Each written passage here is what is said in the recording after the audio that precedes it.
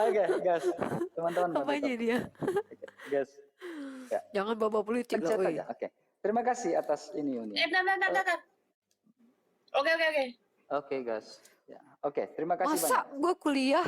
Nah, kita mengatakan di sini ya, saya menjadi penasaran data yang Uni bawa ya terkait dengan Herodes. Itu Herodes pakai kalender apa itu? Georgian kah atau kalender apakah?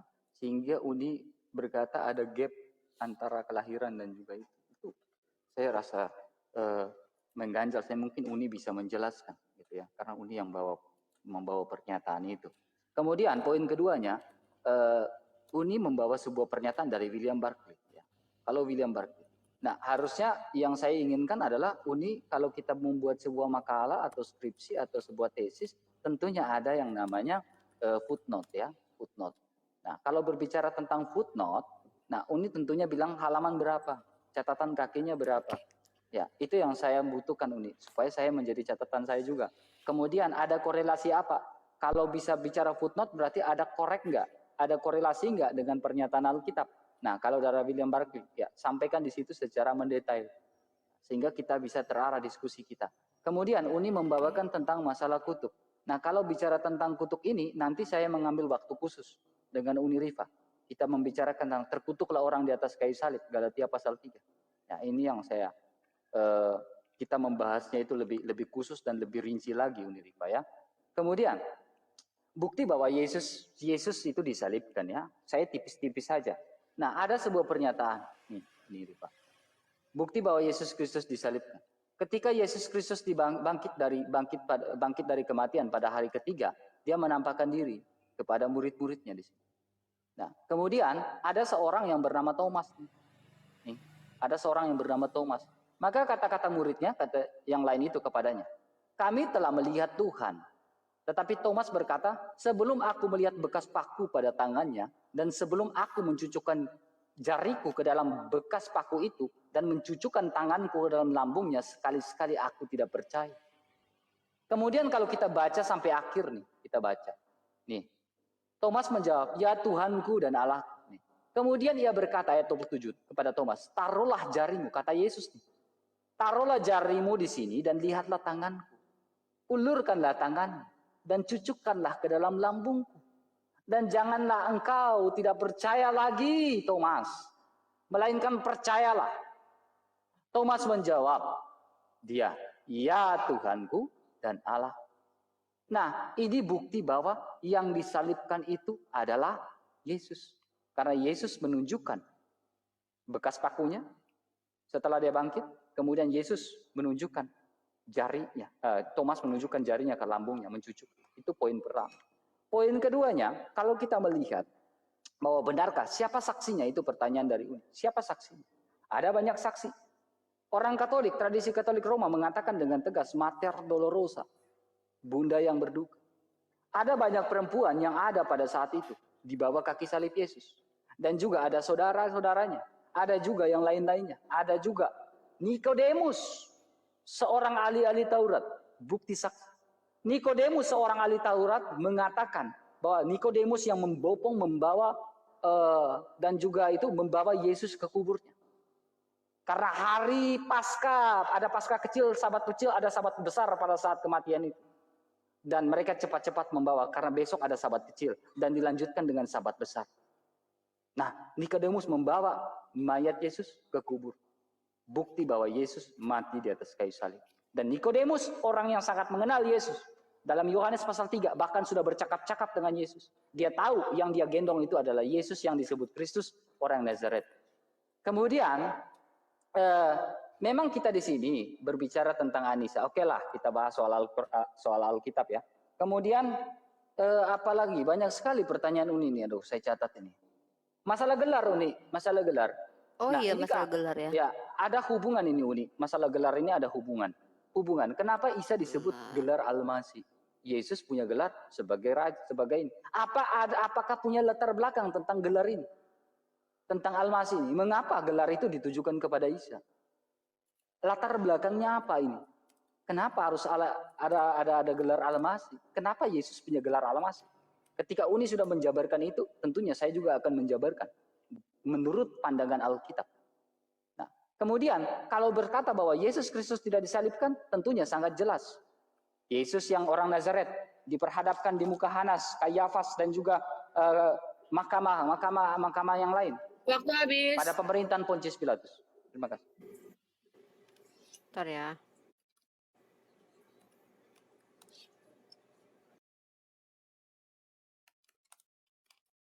Bentar, saya udah ketemu nih RK. Syukur deh, alhamdulillah ketemu juga nih footnote-nya ya.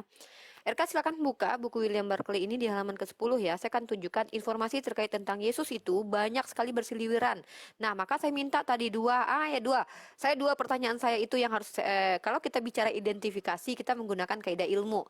Nah, identifikasi manakah metode yang digunakan oleh pertama bukan metode dulu. Pertama, siapakah yang memiliki otoritas menentukan bahwa apokrifa ini bukan firman Tuhan, ini firman Tuhan? Siapa nama orang-orangnya ya? Termasuk yang mengkanon Bible. Yang kedua adalah metode apa yang digunakan oleh si pengkanon Bible ini untuk menentukan ini firman Tuhan, ini bukan, ini apokrifa, kita buang ke belakang bahwa ini salah informasinya. Matius lah yang benar, Lukas lah yang benar. Padahal di Lukas, di dalam silsilah Yesus itu adalah pendapat orang yang salah. Ya, saya tekankan sekali lagi RK. Ada gosip yang dimasukkan ke dalam Bible. Harus saya katakan kata gosip. Kenapa gini? Gosipnya si RK itu anaknya Pak Jokowi loh. Itu pendapat orang yang salah. Padahal kamu bukan anak Pak Jokowi. Tiba-tiba katanya si RK itu anak Pak Jokowi loh. Pak Jokowi berarti RK itu keturunannya nenek moyangnya Pak Jokowi. Dituliskanlah silsilahnya. Padahal RK tidak ada hubungannya sama Pak Jokowi. Nah, menurut anggapan orang, Yesus itu adalah anak Yusuf. Anak Yusuf sampai ke nenek moyangnya Daud. Nah, sementara RK sepakat kalau Yesus itu tidak punya bapak. Maka Bible sendiri mengutip perkataan orang yang keliru terkait siapa Yesus. Ya, satu. Yang kedua, mari kita lihat datanya di sini. Saya tunjukin bukunya teman-teman ya. Ini buku tentang bukti ya. Ini yang mau saya identifikasi itu, kita sedang menalar, mencari tahu secara empirik, secara keilmuan mana yang benar, mana yang tidak informasi itu ya RK ya. Nah, cerita ini muncul lagi nih ya, halaman ke-10 RK. Halaman ke-10 ya. Bukunya adalah Alkitab Setiap Hari, surat-surat Yohanes. Nah, kalau kita baca di sini, izin ya dibaca di sini.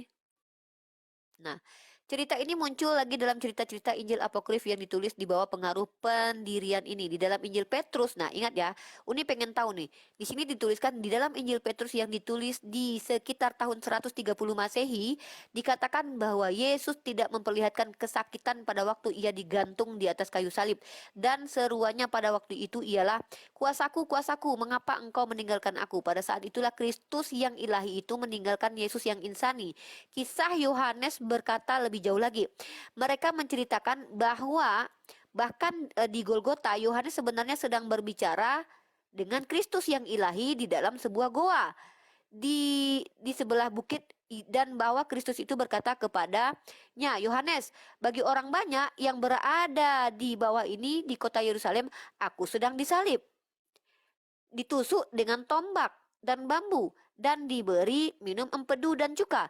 Tetapi aku berkata kepadamu, dan dengarkan apa yang aku katakan.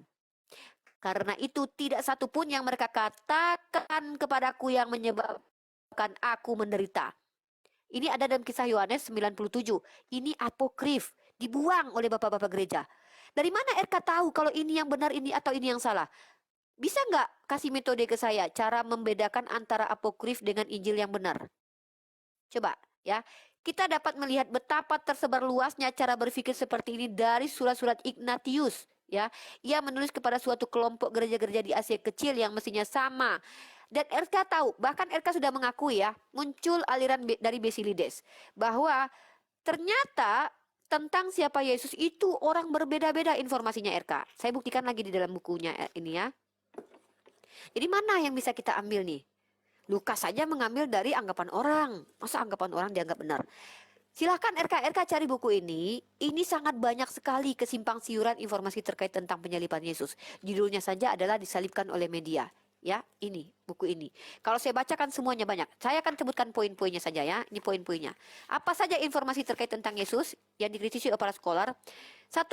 Buku dari Ellen Pagel, Beyond Belief, yang berpendapat bahwa Injil Thomas pada awalnya merupakan bagian dari Perjanjian Baru, tetapi digantikan oleh Injil Yohanes karena taktik gereja yang ingin menghancurkan keyakinan-keyakinan yang telah diterima. Siapa yang berkata itu? Ellen Pagel dalam bukunya Beyond Belief. Siapa dia? Seorang teolog feminis dari Harvard. Silakan dikritisi, dia tidak apa-apa, itu bukan orang Islam. Kemudian ada usaha-usaha lama menuju kepada Injil-Injil Apokrifa atau Perjanjian Baru, misalnya Infancy Gospel of Thomas, Injil Thomas mengenai masa kanak-kanak Yesus, untuk merancang kembali masa kecil Yesus yang tidak dituliskan oleh Injil-Injil kanon. Nah, di sini penulis mengatakan adanya Injil Thomas yang menceritakan tentang kehidupan Yesus masa kecil, sementara dalam kitab kalian di kanonik tidak ada. Mana yang betul? Kenapa kalian RK bisa percaya PB yang RK pegang sekarang itu betul, sementara RK tahu tidak siapa yang mengkanonnya, metode apa yang digunakan untuk mengkanon? Itu penting loh kalau kita akademisi loh, Dek, ya. Kemudian perdebatan sengit mengenai orang Kristen sendiri Waktu berdebat tentang habis. tulangnya. Waktu terima habis. kasih. Nanti saya bacakan lagi ya data-datanya ya. Ya, ini tenang. Maaf ya, untuk teman-teman Kristen, maaf ya, saya kalau mau berdebat langsung dengan Uni, bisa sampaikan langsung ke Uni. Ya. Saya tidak mau menghadapi hewan ya, saya mau menghadapi manusia Gini, seperti Uni, RK sabar, aja. biar saya yang sampaikan. Gini, kalau mau debat dengan Uni, silakan debat dengan Uni Rifa langsung, gitu kan, sampaikan. Dialognya baik-baik dengan Uni Rifa. Saya orangnya sangat fair. Kalau diajak satu persatu, bayuan, ayo kita bayuan. Ya. Kalau saya tidak suka debatnya, itu saya tidak suka. Karena saya orangnya sangat fair, saya harus menjaga kepercayaan orang juga. Karena saya mengajak Uni ini kan bayuan.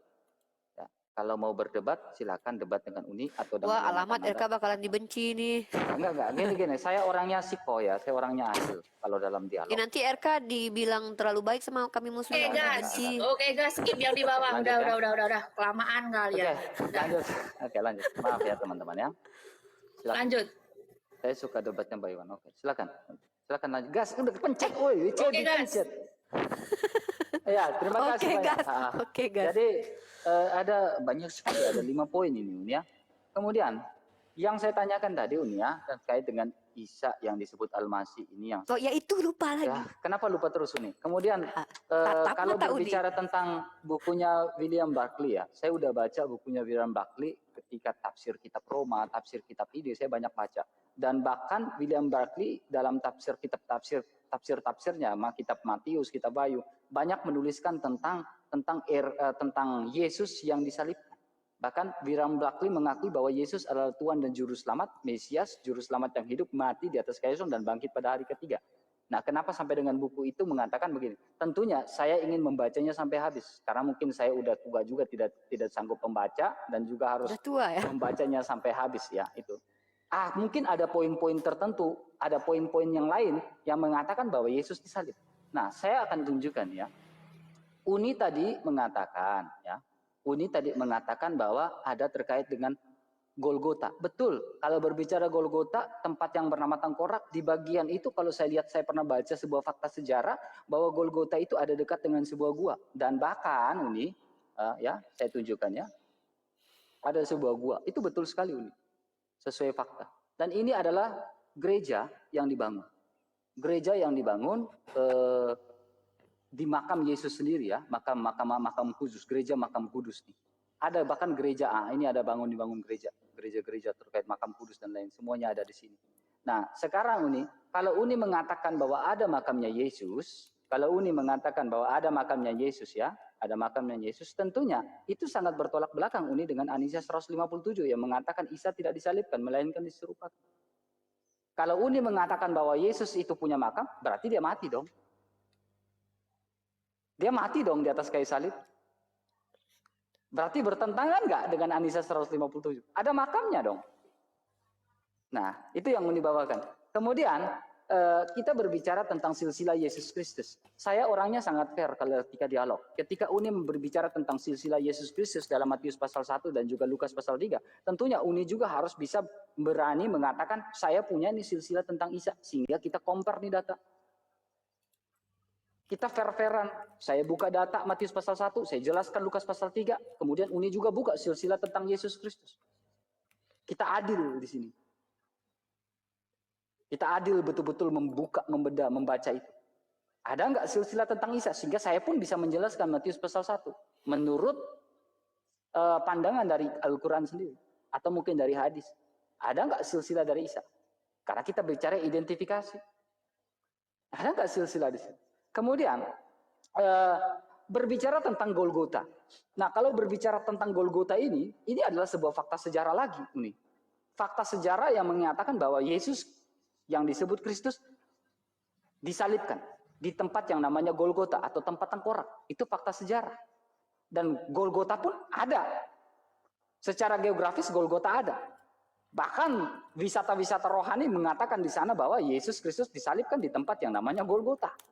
Kenapa Uni bawakan Golgota? Kalau ditanyakan, poin berikutnya, ini berhubungan. Ya, berbicara tentang silsilah Yesus Kristus, tentunya akan berhubungan dengan latar belakang kalau di dalam Alkitab.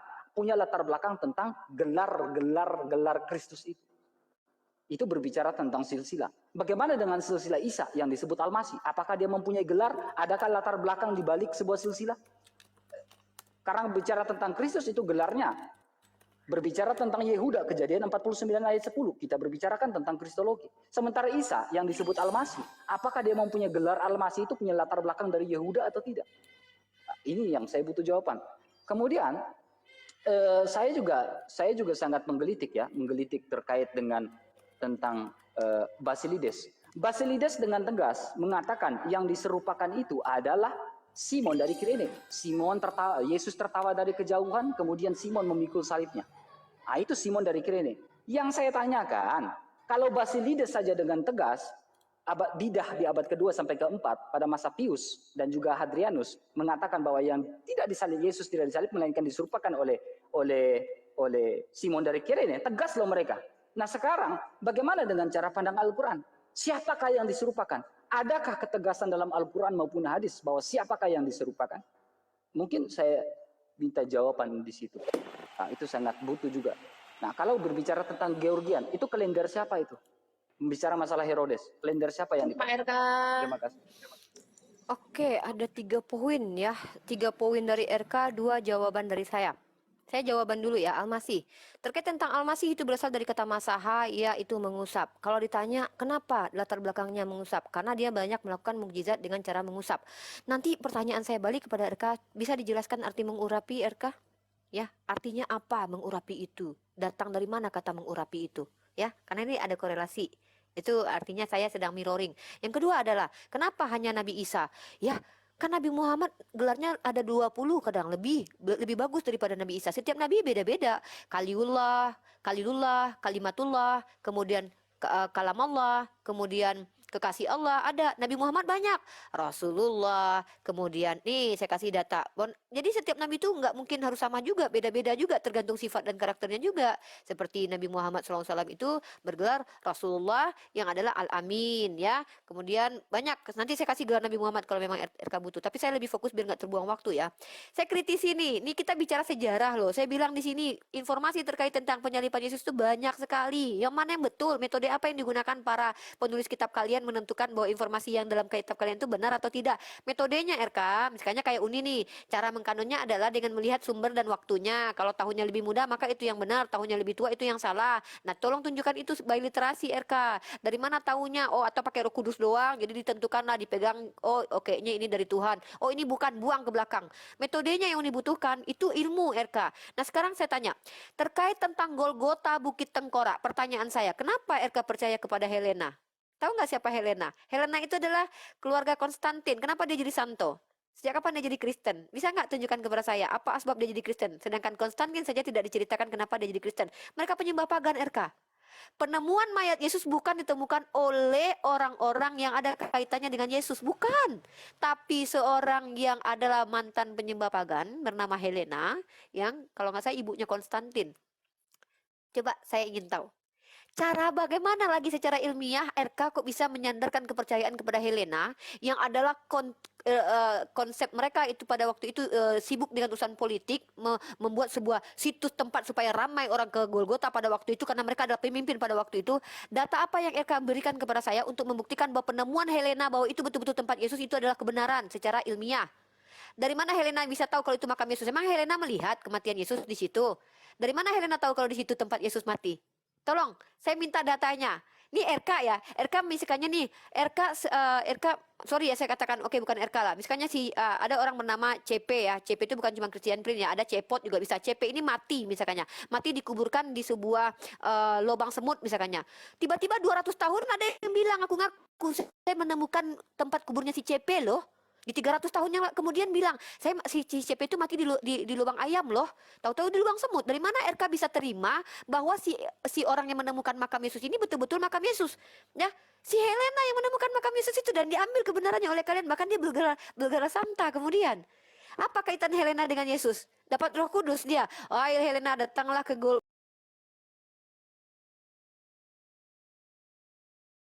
Bagaimana Elena mengidentifikasi bahwa itu betul-betul tempat Yesus disalibkan dan dikuburkan? Tolong metode, 2 metode yang saya minta ya. Saya butuh metode. Nah kemudian di mute, matikan waktu dulu. Uni mau bawa data. Bentar.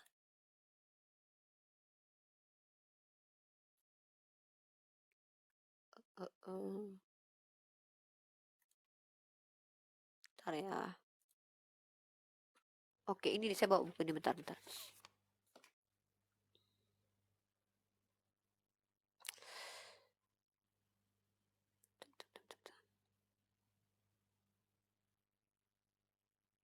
Nah, bahkan ya, di buku ini, di bab ini, polemik yang ada di internal Kristen adalah tentang adanya penemuan kain Turin. Ini internal Kristen pun berdebat ini.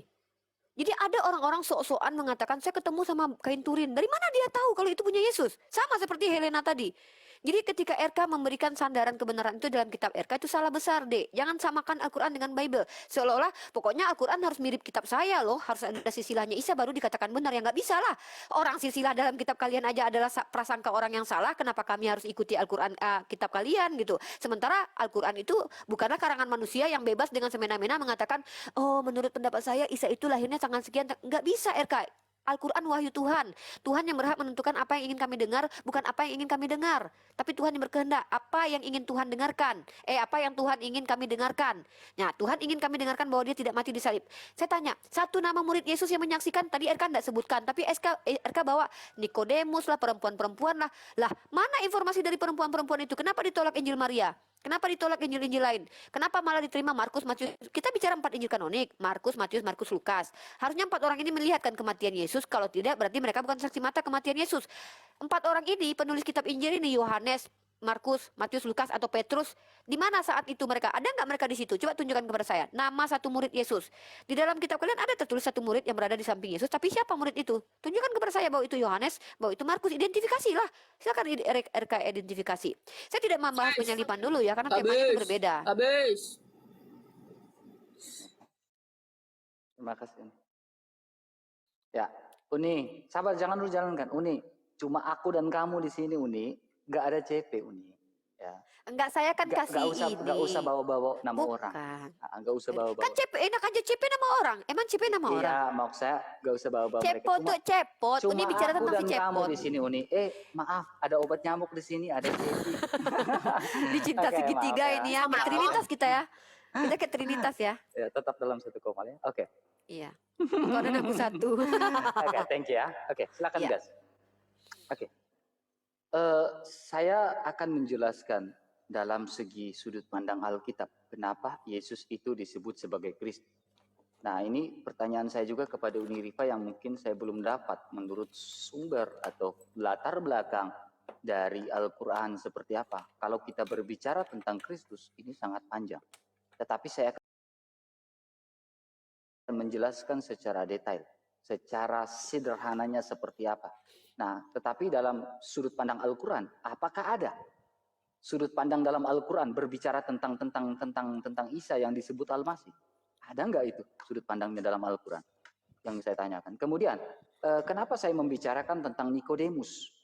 Karena Nikodemus ini orang yang sebuah tokoh Yahudi yang sudah bertatap muka dengan Yesus, sudah berbicara dengan Yesus mengenai dalam Yohanes pasal 3 ayat 3, jika seseorang tidak dilahirkan kembali dari air dan roh, maka ia tidak layak masuk dalam kerajaan surga. Dia sudah bercakap-cakap. Tentunya ketika dia menggendong Yesus, dia mengucapkan untuk membawa Yesus kepada dan Yusuf dari Arimatia ya, membawa Yesus ke dalam kuburnya. Tentunya itu sudah fakta bahwa yang disalibkan adalah Yesus. Bukan orang yang diserupakan. Nah, dalam An-Nisa 157 mengatakan bahwa yang diserupakan Yesus Isa tidak disalib melainkan diserupakan. Siapa yang diserupakan itu? Apakah ada penjelasan dalam hadis maupun Quran? Nah, itu yang saya tanyakan. Kemudian berbicara tentang fakta sejarah. Berbicara tentang fakta sejarah. Fakta sejarah orang non-Yahudi, Flavius Josephus, berbicara bahwa Yesus Kristus mati. Tacitus berbicara bahwa Yesus Kristus mati. Marabar Serapion mengatakan bahwa Yesus mati. Itu sejarawan-sejarawan yang membuktikan bahwa Yesus itu mati. Nah, bagaimana dengan Isa? Apakah ada sejarawan-sejarawan yang di luar dari Arab Saudi atau sejarawan-sejarawan dari Yahudi yang mengatakan bahwa Yesus Kristus tidak mati? Nah, Yesus Kristus mati menurut catatan Alkitab, dia mati pada masa pemerintahan Pontius Pilatus. Kemudian Flavius Josephus yang hidup tidak jauh daripada dengan Injil Yohanes, itu yang menulis Yohanes dan lain-lain pun mengatakan bahwa Yesus Kristus itu disalibkan. Itu jelas tahun 90-an kalau nggak salah, saya nggak ini, tapi mungkin tahun 90-an. Tahun 90-an, nanti saya coba cari tahu, tapi hidupnya nggak jauhan. Nah, bagaimana mungkin seorang sejarawan mengatakan bahwa Yesus Kristus, 3 tokoh sejarawan mengatakan bahwa Yesus Kristus mati di atas kayu salib pada masa pemerintahan Pontius Pilatus. Nah, bagaimana dengan Isa? Nah, kemudian saya akan tunjukkan kenapa Yesus itu disebut sebagai Kristus menurut sudut pandang Alkitab. Dalam Lukas pasal 22 ayat 44, Yesus berkata, "Jikalau kamu bahwa Musa menuliskan tentang dia, jika kamu mengenal Musa," dalam Yohanes pasal 5 ya, "jika kamu mengenal Musa, tentunya kamu juga mengenal aku." Yohanes 5 45 sampai 47. Nah, sehingga Musa menuliskan tentang Kristus. Kejadian pasal 3 ayat 15 berbicara tentang apa? Sosok yang akan datang yang akan menyelamatkan manusia. Dia yang akan membawa damai. Kejadian pasal 22 ayat 18 berbicara tentang apa? Tentang nubuatan, tentang berbicara bahwa Kristus akan datang, pribadi yang diurapi akan datang. Bagaimana dengan Kejadian 26 berbicara, ulangan berbicara, sehingga terkorelasi bahwa dengan pernyataan Yesus. Nah, berbicara dalam Kejadian 49 ayat 10 mengatakan bahwa Mesias sesuai dengan Kejadian pasal 3 ayat 15 itu, Mesias itu akan datang melalui jalur keturunan. Menurut Yehuda, ada tertulis Yehuda, jalur keturunan Yehuda. Itu silsilah. Berbicara makanya Yesus disebut Kristus. Kemudian, kalau berbicara tentang Hosana, berbicara tentang Yehuda, itu akan merujuk pada tunas Daud. Mazmur 110 ayat 1. Berbicara tentang Tuhanku telah berfirman kepada Tuanku. Dikonfirmasi lagi oleh Tuhan Yesus di dalam Matius pasal 22 ayat yang 44. Menurut kalian, siapakah Mesias itu? Anak Daud kah? Nah, itu sangat jelas tuh di situ. Nah, kalau berbicara tentang Daud, Daud adalah seorang raja. Ini kita udah masuk pada ranah kristologi. Nah, kalau masuk dalam ranah kristologi, bisa nggak kita menjelaskan bahwa Daud, Isa itu dari garis keturunan Yehuda, merujuk pada Daud. Sehingga kita berbicara tentang raja. Kalau kita berbicara tentang kristologi, kita berbicara tentang pribadi yang diurapi, berarti kita akan berbicara tentang imam. Menurut dalam Taurat Kejadian pasal 14 ayat 8 menurut Melkisedek, dan juga Melkisedek berbicara tentang raja. Jadi kita berbicara ini, bagaimana dengan latar belakang tentang Al-Masih? Apakah Al-Masih mempunyai gelar sebagai latar belakang dalam Al-Quran tentang Al-Masih? Mengapa dia disebut sebagai Al-Masih? Kenapa Isa disebut sebagai Al-Masih? Kalau Yesus latar belakangnya ada. Kenapa dia disebut sebagai Kristus? Karena menurut apa? Sudah ditulis dalam kitab Taurat. Lalu dikonfirmasi lagi di sini. Nanti kita bahas habis ini tentang nubuatan mesianik. Atau mungkin dengan tema berikutnya lagi nggak apa-apa. Terkonfirmasi di sini. Terima kasih. Oke, terima kasih saya ya. Saya bahas tentang Nikodemus dulu. Ini agak menarik untuk dibahas nih. Saya bahas Nikodemus. Berarti RK percaya kematian Yesus itu atas verifikasi Nikodemus ya, menurut RK, karena RK tidak membawa karena RK membawa nama Nikodemus. Nah, kata RK Nikodemus yang membawa mayat Yesus, maka Nikodemus yang memastikan kematian Yesus. Pertanyaan saya, kenapa RK percaya kepada Nikodemus sementara kata Yesus hati-hati dengan kemunafikan ragi orang Farisi? Nikodemus dalam Yohanes pasal 3 ayat 1, seorang Farisi yang bernama Nikodemus, pemimpin agama Yahudi. Lagi-lagi kalian percaya kepada pemimpin agama Yahudi yang membenci Yesus pada waktu itu walaupun dikatakan dia bertobat kemudian. Sama seperti kalian percaya kepada Paulus yang juga adalah orang Farisi. Kenapa banyak sekali orang Kristen itu ingkar kepada perkataan Yesus ya? Hati-hati loh dengan kemunafikan orang Farisi lah. Tiba-tiba informasi tentang kematian Yesus dari orang Farisi dapatnya. Munafik itu artinya apa? Berbicara berbohong. Itu orang munafik tuh. Itu ya tentang Nikodemus. Jadi clear ya. Kalau istilah dalam hadis itu si Nikodemus ini, kalau bahkan dia ada nggak dia bilang Yesus telah mati, telah kupastikan dia tidak ada lagi nadinya berdetak, dia mati, dipastikan sama Nikodemus gitu kan. Ya kan, karena kalau terlihat mati belum tentu mati. Sama RK ini terlihat ganteng tapi belum tentu ganteng gitu. Terlihat baik belum tentu baik. Jadi kalau terlihat mati, Al-Qur'an membenarkan bahwa orang-orang menuduh Yesus mati. Itu betul RK.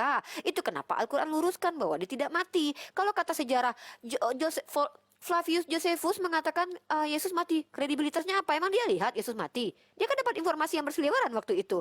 Nah, pertanyaan saya, kalian itu percaya kepada Hansip Romawi yang membunuh Yesus, percaya kepada Nikodemus yang adalah orang Farisi munafik?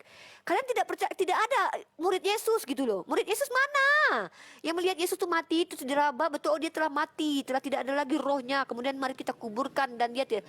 Karena kalau terlihat mati belum tentu pingsan bisa. Tahu nggak ada orang koma 3 bulan dia bisa bangkit kembali di hari ke-3 bulan? Atau kamu tahu nggak bahkan Epimenides itu 57 tahun tidur di goa yang diperuntukkan untuk dewa Zeus, 57 tahun kemudian dia bangkit. Lebih hebat Epimenides dong.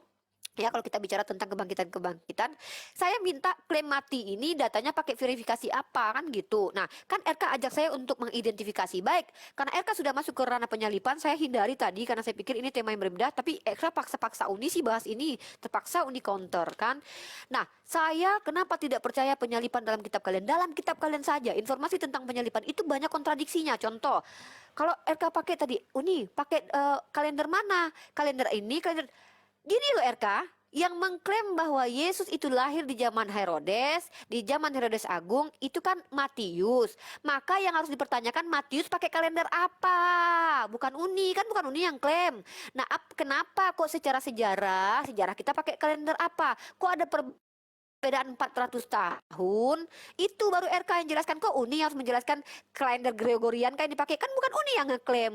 Kecuali Uni yang mengklaim, baru Uni bilang, oh kalau Matius mah pakai kalendernya bulan, kalau si zaman sejarah mah pakai kalendernya matahari, makanya bedanya 400 tahun. Kan tidak ada seperti itu. Uni kan menyatakan secara sejarah, di dalam sejarah siapa namanya Herodes itu matinya 4 abad sebelum Masehi. Dalam kitab kalian kok ada si Yesus hadir di abad pertama? Kan ini mana yang betul? Informasi sejarah atau informasi Bible? Ini aja sejarah sama Bible tabrak lari. Nah, oke, ini Bible sama Bible loh tabrak lari. Ini contoh. Markus pasal 15:25, hari jam 9 ketika ia disalibkan. Nah, kemudian di dalam Yohanes pasal 19:14, hari itu ialah hari persiapan Paskah, kira-kira jam 12. Pertanyaan saya RK, Markus itu pakai kalender apa? Si Yohanes pakai kalender apa RK? Kok beda mereka beberapa jam? Ah, itu baru RK yang jelasin. Pengetahuan buat Uni. Bukan Uni yang jelasin, kan bukan kitab Uni. Ini kok ada perbedaan waktu kan gitu. Nah, yang kedua, kemudian tentang ini Yohanes pasal 19:25. RK tadi bilang perempuan-perempuan banyak lo lihat Yesus disalib. Oke, pertanyaan saya, perempuan ini bagaimana? Melihat dari jauh atau melihat dari dekat? Karena kalau kita lihat dalam Yohanes pasal 19 ayat 25, dekat salib Yesus berdiri ibunya dan saudara, ibunya Maria, istri Klopas dan Maria Magdalena. Dekat salib.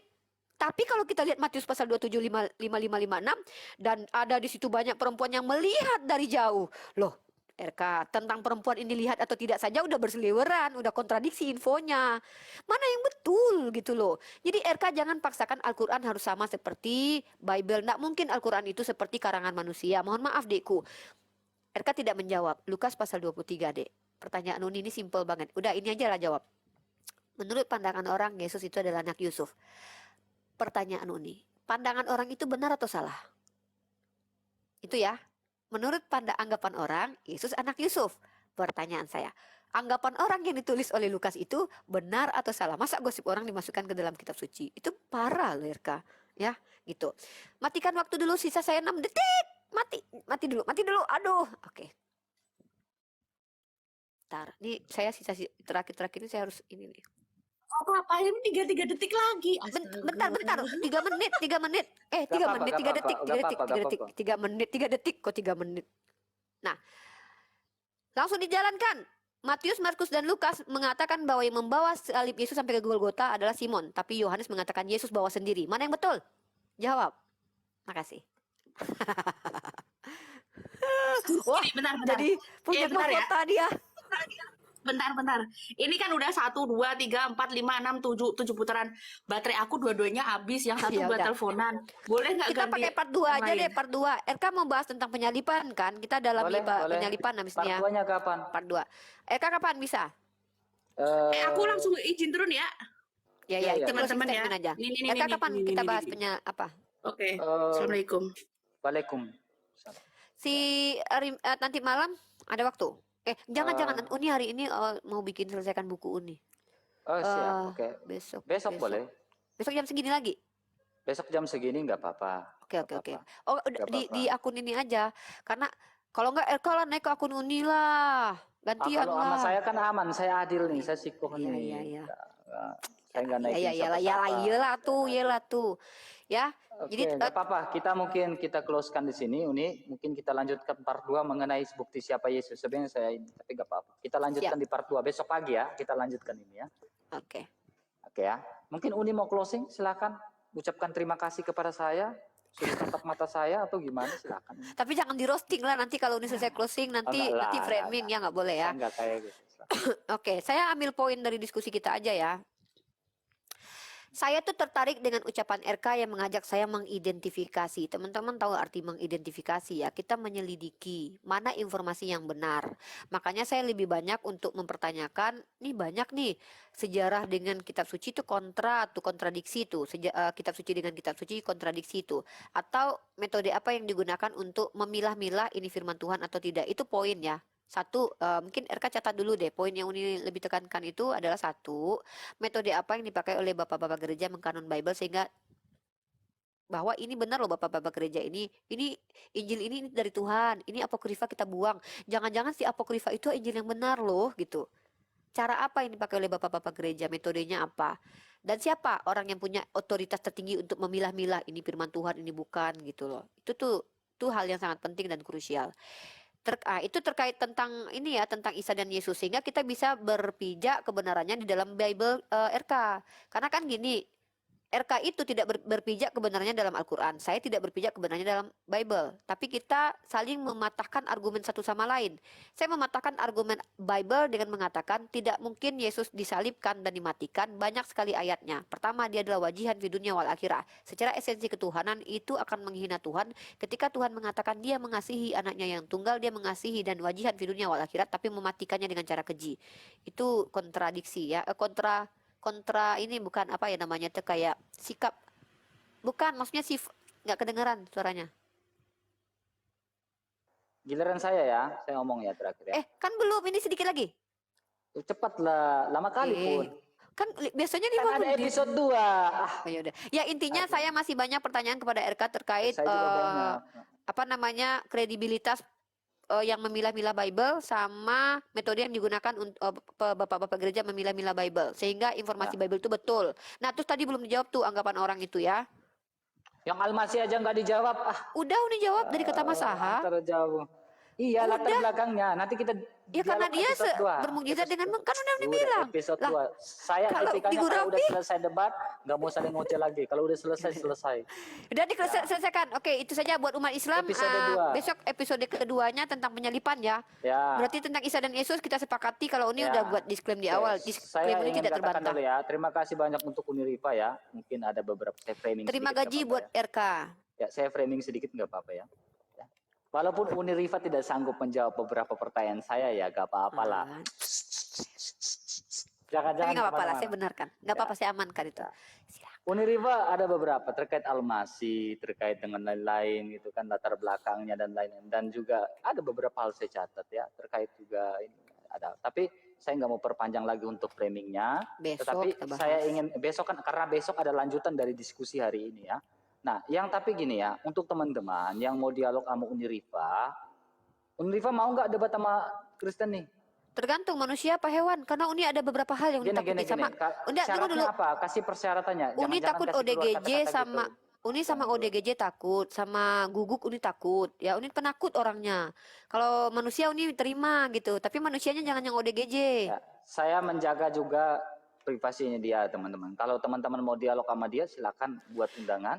Saya pilih-pilih sekarang soalnya RK. Saya mau sama manusia-manusia yang memang ya setidaknya belajar kayak RK lah. Kalau yang nggak belajar ngapain coba? Saya menjaga orang juga, etika, keadilan saya. Maaf. Kalau teman-teman mau suka tidak suka, tetapi saya menjaga orang juga. Saya Ya saya harus takut adil nggak RK juga udah bilang dalam aja si Diva dialog. takut sama Ya, kalian gitu udah. saya menjaga dialog, Bilang saya aja nggak saya mau yang takut. lain-lain. Ya, mungkin Saya begitu aja takut, ya teman-teman. Ya. takut banget, takut banget, takut banget. Enggak usah gitu juga Uni. Gitu. Jadi kalau mau berdebat, mau dialog dengan Uniriva, tentunya ada beberapa persyaratan. Teman-teman bisa langsung saja dengan Uniriva karena ini bagiannya saya dengan Uniriva untuk dialog. Ya. Saya dengan Uniriva untuk berdialog nih dan tidak boleh diganggu oleh siapapun. Jadi minta Besok maaf kita pakai teman-teman. baju kompakan yuk RK, warnanya yuk. Kalau mau gini sabar dulu, kalau mau marah saya terserah. Ya Biar maaf enak di teman-teman ya, mau marah saya terserah tetapi saya menjaga yang namanya adil. Saat Keren giliran nih, saya dengan Erkan, Uniriva keren. dialog, ya kami dua dialog. Tapi kalau teman-teman mau berdialog dengan Uniriva, silakan sampaikan langsung ke Dijapri Uniriva. sama si CP langsung dasar kau. dijapri gitu ya. Kau nggak milih Minta teman maaf, kau. enggak usah bahas. Itu.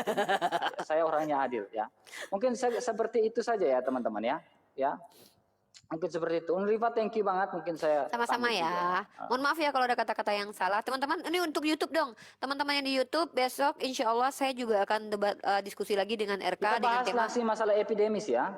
Epimenindes itu yang Uniriva bawa. Epimenides. Catatlah, Uni udah catat beberapa Saya udah poinnya. catat kok. Kemudian masalah Epimenides. lanjut tusuk dari Arimatea. Nah, Diurapi. Diurapi. Nanti episode 3-nya itu kita berbicara tentang terkutuklah orang di atas kayu salib. Nah, ngerti ya, keren tuh. Jadi saya 3 episode. mau nih, saya nggak kabur masalah itu, senang saya. Enggak lah, saya nggak bilang ke RK kabur, saya nggak suka framing kayak RK tadi kok. Oke lah. Walaupun RK tuh tidak menjawab 3 pertanyaan Uni tentang metodologi nggak dijawab, otoritas nggak dijawab. Nah, sabar Uni. Ya, untuk teman-teman Kristen di bawah, nggak usah framing bilang saya malu lah sama CP dan lain-lain. Nggak ada, saya malu-malu. Kalau mau Udah, RK debat dengan ngapain Uni, sih? silakan RK aja debat dengan Uni gitu. Ngapain sih kamu Nggak bahas usah komen di bawah? framing. Kamu seolah-olah Kalau ditekan kalian sama mau blok teman-teman situ lu. saya tidak apa. Kalau framing di bawah saya nggak suka. Kalau mau Udah debat jangan silakan mau ngomong. ditekan sama netizen lah RK. Ini kan Udah kita lah, begitu urusan aja Uni. berdua. Saya pamit Uni ya. Thank you banget ya untuk teman-teman. Terima kasih banyak ya. Kalau mau debat langsung aja dengan Makasih Uni. RK.